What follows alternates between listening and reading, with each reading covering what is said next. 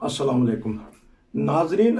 सन 1974 के जो फसादात हैं, जो अब बैन अल-अक़वामी तौर पे माने जाते हैं, जो पाकिस्तान में अहमदियों के ख़िलाफ़ हुए, जिसमें बहुत सारे ख़ानदानों ने माली कुर्बानी के साथ साथ जानी कुर्बानी भी दी और वो कुर्बानियाँ कबूल भी हुई।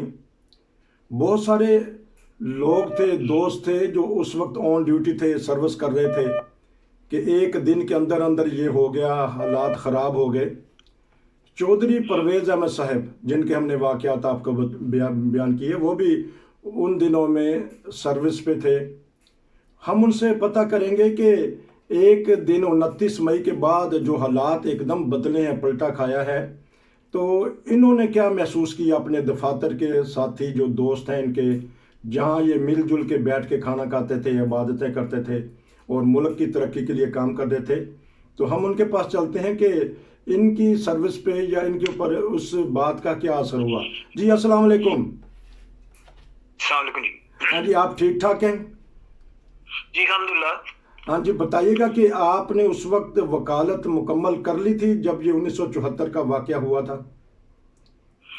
जी वकालत में कंप्लीट करके और कराची में काम किया था कुछ, और उसके बाद मैंने लाहौर में काम शुरू किया था उन दिनों जब ये 74 के वाक़यात हुए। ठीक, तो क्या महसूस किया आपने जब 74 के हालात, और किस इलाके में थे, अगर आप बताना मुनासिब समझें? हाँ जी, मैं बताता हूँ कि मैं उन दिनों लाहौर में था। मैं बताता हूँ कि ये असल में एक जाती मेरा वाक़या है, आप बीती है, और मैं हालात एकदम बदल गए थे और मैं लाहौर में था। मुझे जाहिर है रब्वा जाना था, और वो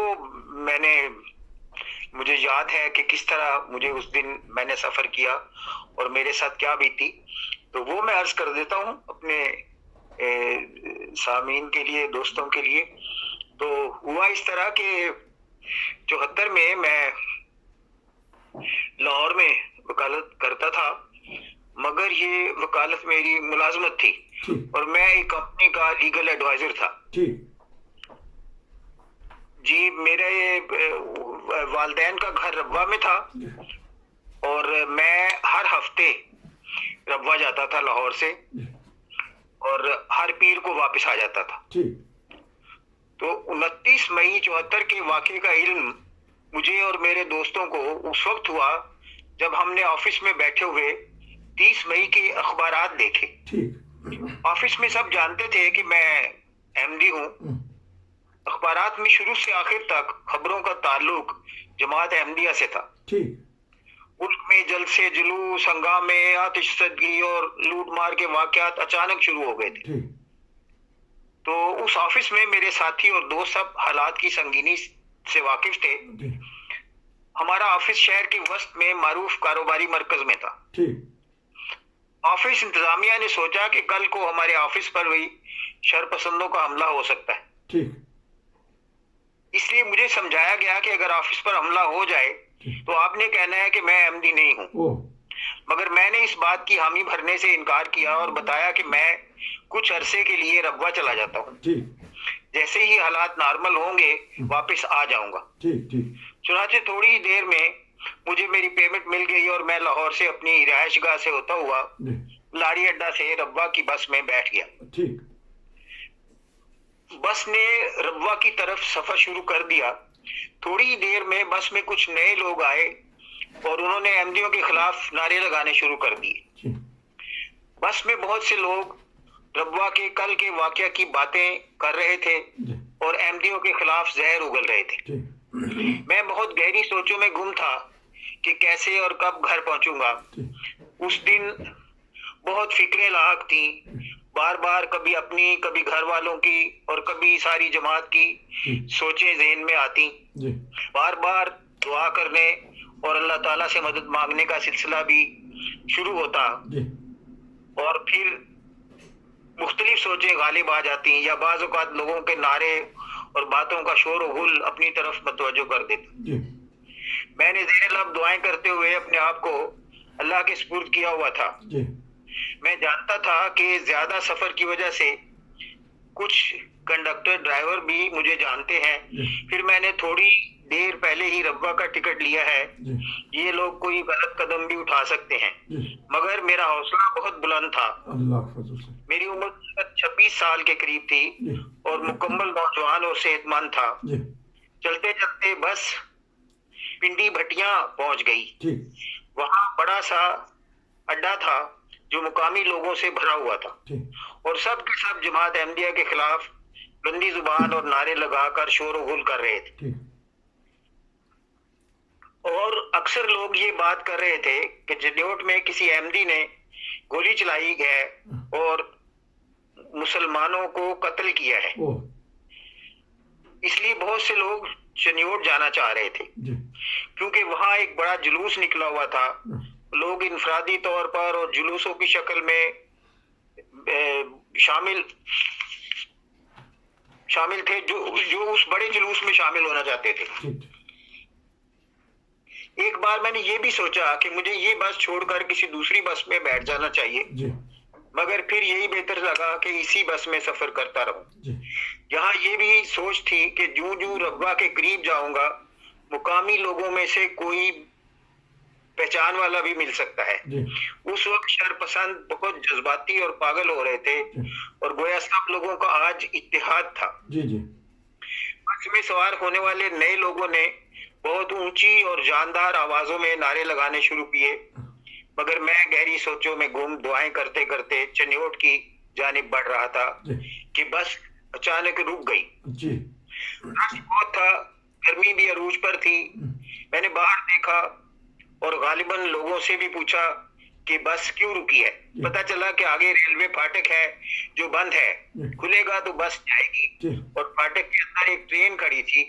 कुछ सोचने के बाद मैं फौरन रश को चीरता हुआ बस से बाहर निकला और ट्रेन की तरफ भागा। ट्रेन चल पड़ी थी मगर मैं भागकर ट्रेन में सवार हो गया और 1-2 मिनट बाद ट्रेन चनियोट रेलवे स्टेशन पर रुक गई। वो बड़ा जुलूस जिसकी खबरें मैं बहुत देर से सुन रहा था स्टेशन के बाहर मौजूद था। हर तरफ लोगों का हजूम था। स्टेशन पर भी लोग बता रहे थे कि एक अहमदी ने गोली चलाई है, लोग उसके घर पर हमला करने वाले हैं। मैं नहीं जानता कि कौन सी गैबी ताकत ने मुझे उस बड़े जुलूस में जाने से महफूज रखा और मैंने मुतबादल रास्ते से रब्वा की तरफ अपना सफर जारी रखा। ट्रेन चनियोट से चलकर रब्वा पहुंच गई और मैंने अल्लाह का लाख लाख शुक्र किया। घर वालों ने अचानक पहुंच जाने पर बहुत खुशी का इजहार किया और दोस्तों अजीजों ने दूसरे रोज कमाल हैरत का इजहार किया कि मैं गुज़श्ता शाम लाहौर से चनियोट के रास्ते रब्वा पहुंचा हूं। बाद में तफसीलात मिलने पर पता चला कि जिस रोज मैंने ये सफर किया पाकिस्तान के तूलो अर्ज में शदीद हंगामे, कत्लो गारत, आतिशजदगी और अहमदियों की इमलाक की लूट मार के बेशुमार वाकयात रूनुमा हुए और वो दर हकीकत एक खूनी दिन था जब अल्लाह ताला ने महज अपने फजल से मेरी हिफाजत फरमाई। अल्हम्दुलिल्लाह अला ज़ालिक। हाँ, तो अब देखें कि किस तरह अल्लाह ताला ने आपके लिए ज़राए पैदा किए कि फाटक बंद होता है, हालांकि स्टेशन नहीं है लेकिन वहाँ ट्रेन रुकी हुई है। नॉर्मल तो वो अगर फाटक खुला हुआ होता बस ने भी गुजर जाना था, वो आर्जी तौर पे ट्रेन रुकी है तो आप उसमें जाके जल्दी से बैठ गए, यही मैं समझाऊं? जी बिल्कुल ऐसा ही हुआ। ये सब असल में मेरे कंट्रोल में कुछ भी नहीं था। ये जो कुछ होता रहा रास्ते में बिल्कुल यानी एक समझें कि अल्लाह ताला की कुदरत ही थी जो मुझे हिफाजत से ले आई, वरना हालात ऐसे नहीं थे कि मैं उस जुलूस से बच के निकल जाता। मुझे बहुत से जानने वाले मिल जाते अगर मैं चनियोट में जाता था। जी, क्योंकि अक्सर ही हमारे तो ताल्लुकात बड़े अच्छे रहे हैं उनके साथ और अब भी अच्छे हैं कि वो फिर पहचान लेते थे क्योंकि वक्ती तौर पे जोश और जज्बा आया हुआ था। और जो अफवाह और प्रोपेगेंडा है जिस तरह आपने बताया कि वो पिंडी भटियां तक बात चली गई थी फैलते फैलते कि वहाँ कोई ऐसा वाकया हो गया है, तो फिर उसके बाद आप कितनी देर रब्वा में रहे? जी फिर मैं रब्वा में अभी मेरा कराची जाने का प्रोग्राम था लेकिन जाने से पहले ही अखबारात में ये खबर आई कि रब्वा में अदालत बनने वाली है। जी और फिर पता चल गया कि वो बात सही है, जी इसलिए फिर मैंने कराची जाने का प्रोग्राम कैंसिल कर दिया। और रब्बा में ही जब अदालत बनी गई 2-3 महीने के बाद, तो वहीं पे फिर सेटल हो गया मैं। हाँ, तो वो जो कंपनी आपने छोड़ी थी या आपको कहा गया कि चले जाएं, तो उस कंपनी का क्या बना कि जिस दिन उन्होंने डराया था कि आप वक्ती तौर पे कह दें कि नहीं मैं एमडी नहीं हूँ? हाँ जी, नहीं, उनसे मेरा वो फैसलाबाद में जाता था, वहाँ वो कंपनी के मालिक के भाई साहब थे, उनसे मेरी मुलाकात होती थी। जी तो मैंने उन्हें सारी बात बता दी थी। उन्होंने कहा था कि मैं रब्वा में अगर अदालत बनी तो मैं यहीं पे सेटल हो जाऊं। तो उनसे वो मेरा कंप्रोमाइज ठीक था, कोई मसला नहीं था। चलें देखें जी कि अल्लाह ताला ने किस तरह गैबी ताकत से आपको उन दिनों में बचाया जिन दिनों ज़्यादा हालात ख़राब थे। बहरहाल बहुत सारी कुर्बानियाँ देनी पड़ी बहुत सारे लोगों को। नाजरीन, अगर आपके पास भी कोई ऐसे ईमान फरोज वाक़यात हैं कि गैबी ताकत ने किस तरह अल्लाह ताला ने बचाया, हर शख्स जो सा है वो इस चीज़ का गवाह है। तो आपका बहुत शुक्रिया। इंशाल्लाह हम आपसे मज़ीद ईमान फरोज वाक़यात लेते रहेंगे। नाज़रीन, ये था आज का प्रोग्राम। नसीर को इजाज़त दीजिए। अस्सलामु अलैकुम वरहमतुल्लाह।